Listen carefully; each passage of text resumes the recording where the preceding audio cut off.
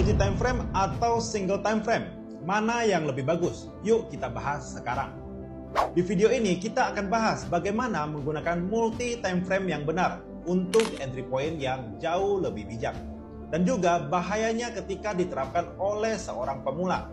So video ini tentu akan sedikit panjang, jadi jangan di skip agar Anda tidak gagal paham.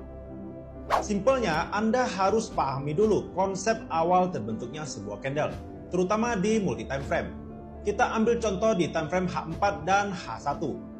Katakanlah di H4, di sini muncul candle merah yang memiliki wick panjang setelah penembusan. Yang sebenarnya di time frame H1 inilah yang terjadi. Kalau begitu apa perbedaan utamanya? Perbedaannya hanya berapa panjang waktu yang dibutuhkan untuk membentuk satu buah candle.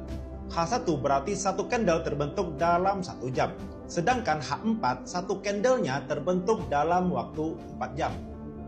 Jadi ketika candle H4 terbentuk seperti ini, sebenarnya yang terjadi di time frame H1 adalah muncul 4 candle seperti ini. High-nya sama dengan high candle pertama di H1. Begitu juga dengan low-nya diambil dari low yang ini, yaitu low candle keempat. Lalu kenapa bisa terbentuk wick? Jawabannya karena adanya candle hijau ini. Jadi ketika 4 candle ini terbentuk, maka di H4 akan muncul candle seperti ini. Yang close-nya diambil dari close candle keempat di time frame H1-nya. Jika Anda mengerti ini, maka Anda juga akan mudah mengerti konsep penggabungan candle. Jadi di sini jelas, bahkan sebuah wick atau shadow juga merupakan hal penting dalam analisa teknikal. Lalu berikutnya, apakah kalian ingat dengan pembahasan video tentang impulsif dan breakout? Di sana kita sudah bahas ada 3 karakter market secara umum ketika terjadi sebuah breakout. Dan coba Anda cek, ini benar-benar terjadi di market GBP Jepang Yen tanggal 3 September kemarin. Pertanyaan sekarang, bagaimana cara kita entry? Apakah langsung nge-sell ketika confirm terjadi false break dan SL di atas sini? Tentunya ini boleh-boleh saja, akan tetapi jarak stop loss-nya menjadi cukup lebar. Dan menurut saya ini kurang bijak untuk seorang trader. Apakah ada cara lain? Jawabannya di saat inilah penggunaan multi time frame boleh digunakan.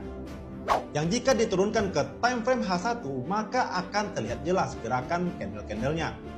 Apakah Anda melihat adanya entry trigger formasi 3 candle yang pernah kita bahas sebelumnya? Jawabannya terjadi di area ini.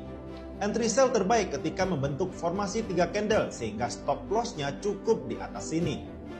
Dengan begitu diibaratkan kita bisa menumpang perahu kecil untuk mengikuti gerakan besarnya.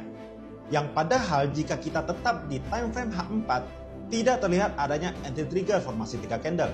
Yang ada hanya kita melihat satu candle kecil yang wick-nya menandakan terjadinya retest. Semoga bisa dipahami dengan baik apa tujuan menggunakan multi time frame dan tidak sembarangan digunakan setiap saat, setiap waktu. Dan bahayanya untuk trader pemula, trader cenderung turun time frame terlalu jauh dan menjadi kebiasaan untuk mencari-cari momen entry point. Ini sudah nggak benar dalam sisi psikologi tradingnya. Saran saya cukup turunkan satu time frame jika memang itu diperlukan untuk melihat pergerakan yang lebih detail. Dan buat Anda yang masih bingung dengan multi time frame, saran saya tetap gunakan satu time frame saja jika itu lebih nyaman untuk Anda. Ingat, buatlah metode Anda sesimpel mungkin.